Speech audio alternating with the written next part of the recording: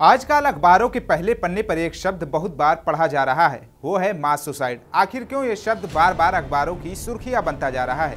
आत्महत्या तो सुना था, लेकिन ये मास सुसाइड क्या होता है? परिवार के परिवार आखिर मौत को गले क्यों लगा रहे हैं? क्योंकि आखिरी सांस गिन रहा व्यक्ति भी चाहता है काश 2 पल और मिल जाए, फिर इंसान क्यों फांसी के फंदे पर लटकने को मजबूर हो जाता है। साल 1970 में एक फिल्म आई थी जिसमें अभिनेता राजेश खन्ना गंभीर बीमारी से जूझ रहे होते हैं। डॉक्टर उन्हें अस्पताल में एडमिट होने की सलाह देते हैं तो राजेश खन्ना कहते हैं, डॉक्टर साहब मैं मरने से पहले मरना नहीं चाहता। नमस्कार, मैं हूं अवनीश शर्मा, आप देख रहे हैं टीवी 9 डिजिटल। आखिर क्यों ये सब परिवार एक साथ मौत के मुंह समा गए? जीवन तो एक ही बार मिलता है, फिर क्यों मौत को गले लगा लिया? आखिर लोग जीने का हौसला क्यों खोते जा रहे हैं? मास सुसाइड का प्रचलन कोरोना के बाद ज्यादा देखने को मिल रहा है। इसका सबसे बड़ा कारण है बिगड़ती हुई आर्थिक स्थिति। कोरोना के बाद आई एक रिपोर्ट के अनुसार भारत में सबसे ज्यादा अरबपति कोरोना महामारी के दौरान ही बने हैं। आखिर समाज में बढ़ती आर्थिक भेदभाव इसका सबसे बड़ा कारण है। सरकार को अगर सही मायनों में लोक कल्याणकारी राज्य या राम राज्य की स्थापना करनी है तो ये जरूरी होगा कि वो समाज में बढ़ रही अमीरी और गरीबी की खाई को पाटने का काम करे।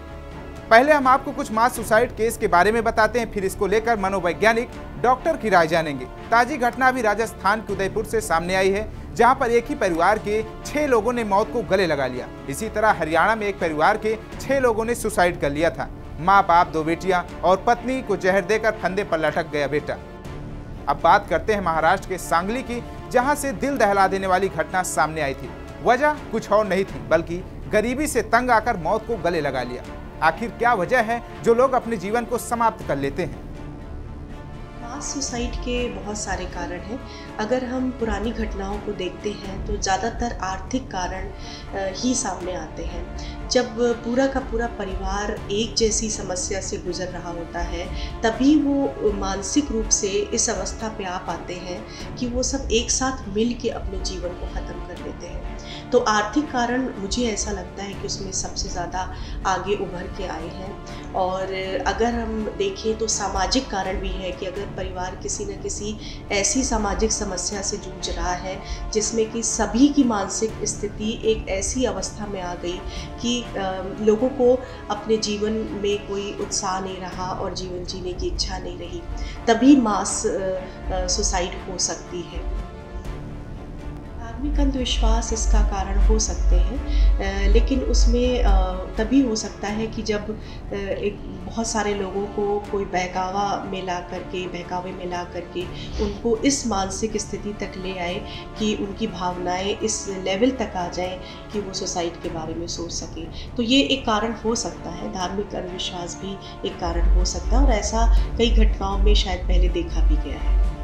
कोविड की वजह से आर्थिक विषमताएं तो बहुत ज़्यादा बढ़ी है और इसकी वजह से सामाजिक विषमताएं भी हैं। और आर्थिक विषमताएं मुझे लगता है कि एक बहुत बड़ा कारण है। कोई भी इंसान उदासी में जाता है, उसको अपनी लाइफ में आगे कुछ भी उत्साह नहीं दिखता, कुछ भी ऐसा नहीं दिखता कि ज़िंदगी में कभी कोई पॉजिटिव हो पाएगा। तो आर्थिक विषमताओं की वजह से एंग्जाइटी, डिप्रेशन, ये सब तो डेफिनेटली बहुत ज़्यादा बढ़ते हैं। और इसकी वजह से अगर कोई भी व्यक्ति बहुत सीवियर डिप्रेशन में है तो वो कभी भी सुसाइड भी कर सकता है। तो आर्थिक विषमताएं तो डेफिनेटली इसका एक बहुत बड़ा कारण है। मास सुसाइड का दूसरा सबसे बड़ा कारण है सामाजिक। एकल परिवार के कारण व्यक्ति अपनी समस्या किसी व्यक्ति को बता नहीं पाता, यहाँ तक कि जरूरत पड़ने पर डॉक्टर के पास भी नहीं जाता और इसीलिए वो मौत को गले लगा लेता है। संयुक्त परिवार के समय इस प्रकार की आत्महत्या नहीं होती थी, तो इसका कारण भी यही था कि परिवार के एक व्यक्ति पर आया दुख अकेले परिवार का नहीं था बल्कि पूरे परिवार का होता था। आइए अब एक नजर डालते हैं सरकारी फाइलों के गुलाबी आंकड़ों पर। जी हां, मैं बात कर रहा हूं एनसीआरबी के 31 मार्च 2022 को जारी किए गए आंकड़ों पर। रिपोर्ट के अनुसार देश में सुसाइड के मामले में 2020 की तुलना में साल 2021 में 7.2% की बढ़ोतरी हुई है। 2021 में भारत में कुल 1,64,033 लोगों ने आत्महत्या की है। महाराष्ट्र में 22,207, तमिलनाडु में 18,925, मध्य प्रदेश में 14,965, पश्चिम बंगाल में 13,506, वहीं कर्नाटक में 13,503 लोगों ने आत्महत्या की है।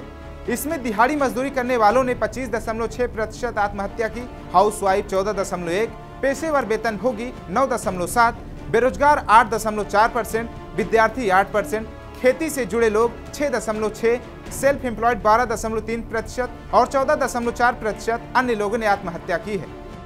तो कैसा लगे हमारा वीडियो, कमेंट बॉक्स में फीडबैक जरूर दीजिए। बाकी तमाम देश दुनिया की खबर देखने के लिए देखते रहिए TV9 डिजिटल।